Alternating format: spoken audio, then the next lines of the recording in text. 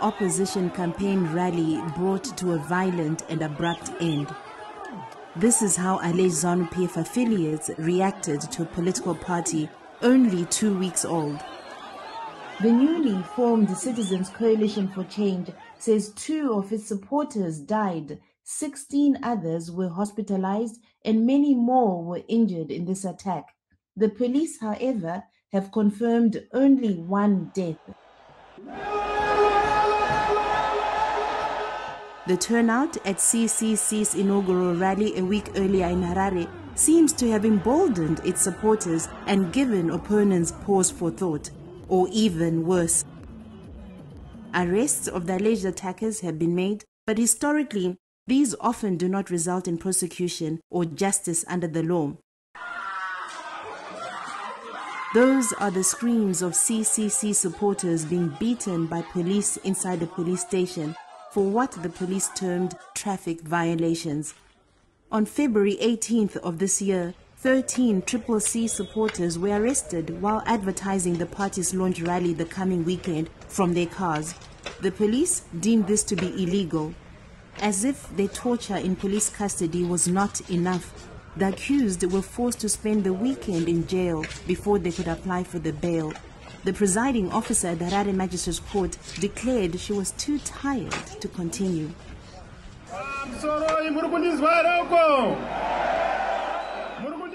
Nelson Chamisa's CCC was a third of the main political parties to launch their campaign for the March 26 by-elections.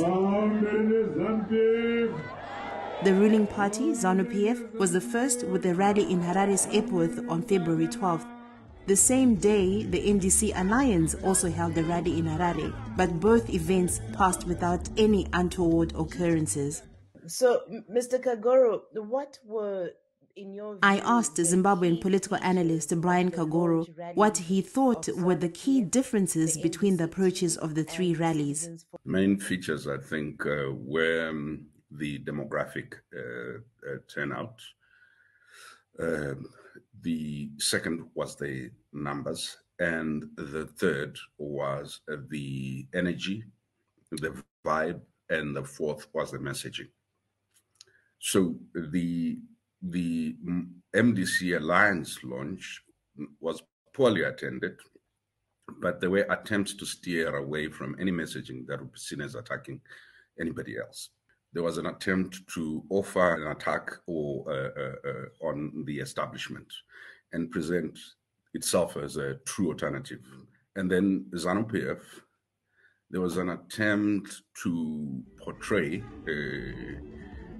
enemies. There was also an attempt to portray success, but there was no actual reference to critical review, since this is a party in government, of performance. And for the CCC, there was an attempt to create the notion of newness and also an energy around a vision for the future, not just newness, but unity of the platform that was there, and significantly gender balance. While the upcoming by-elections are the immediate focus, all politicians are aware that February 2022 is the start of the campaign for next year's national elections.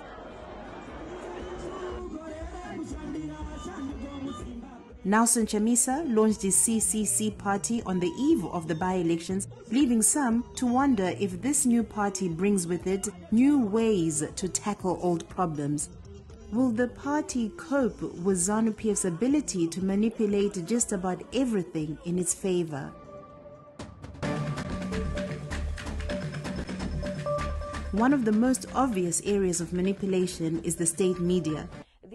You could see that the state broadcaster was highly generous in terms of covering the ruling party throughout the process build up to the launch and post-launch of the by-elections, while the main opposition, Citizens Coalition for Change, got peripheral coverage wherein they were portrayed in negative light, that they were stimulating or canvassing for the peoples of Zimbabwe to go on a rampage on violence spree while portraying the ruling party as more solid, more stable, and aggressively pushing the developmental agenda.